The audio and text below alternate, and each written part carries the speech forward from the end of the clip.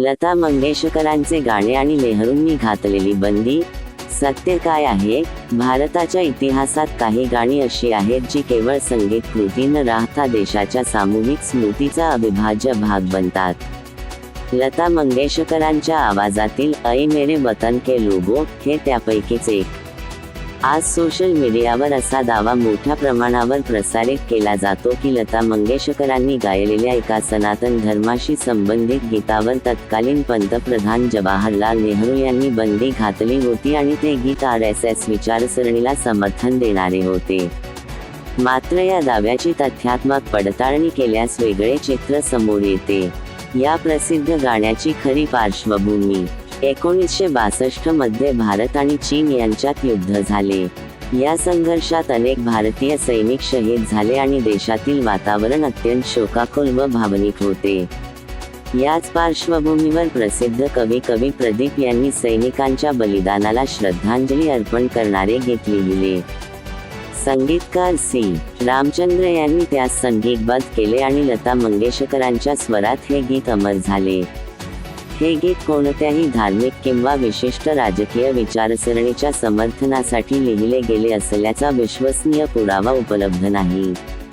त्याचा मुख्य विषय भारतीय सैनिकांचे बलिदान आणि देशभक्ती हाच आहे. ऐतिहासिक सादरीकरण 26 जानेवारी 1963 रोजी दिल्लीतील नॅशनल स्टेडियममध्ये लता मंगेशकरांनी हे गीत प्रथम सादर केले. या कार्यक्रमास तत्कालीन राष्ट्रपती डॉ. सर्वपल्ली राधाकृष्णन आणि पंतप्रधान जवाहरलाल नेहरू उपस्थित होते. शहीद जवानांच्या बलिदानाची आठवण करून देणारे शब्द ऐकताना संपूर्ण वातावरण भावनिक झाले. महत्त्वाची बाब म्हणजे नेहरूंनी या गीतावर कोणतीही बंदी घातलेली नव्हती. उपलब्ध ऐतिहासिक नोंदींनुसार हे गीत ऐकल्यानंतर नेहरू भावुक झाले होते. लता मंगेशकरांच्या कथनानुसार त्यांनी त्यांना म्हटले होते, लता, तुम्ही आज मला रडवले. बंदीची कथा कुठून उद्भवली? येथे सोशल मीडियावरील दावे आणि ऐतिहासिक तथ्य यामध्ये स्पष्ट फरक दिसून येतो.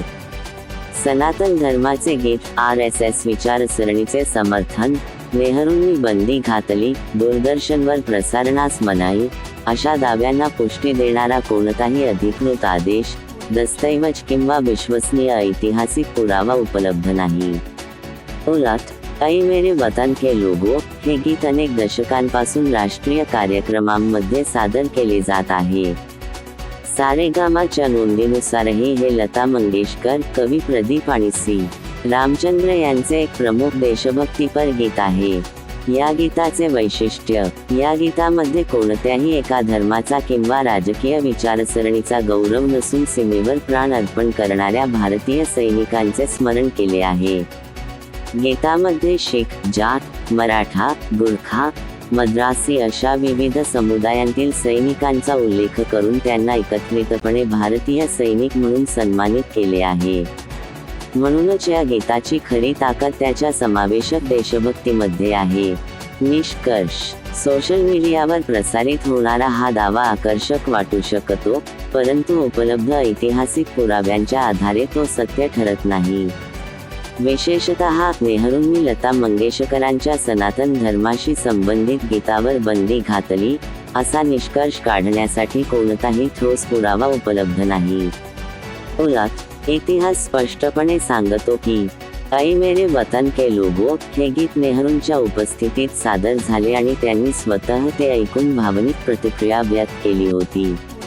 म्हणूनच कोणतीही ऐतिहासिक माहिती पुढे प्रसारित करण्यापूर्वी तिच्या स्रोतांची आणि पुराव्यांची पडताळणी करणे अत्यावश्यक आहे. कारण इतिहास हा भावनांवर नव्हे तर पुराव्यांवर आधारित असतो.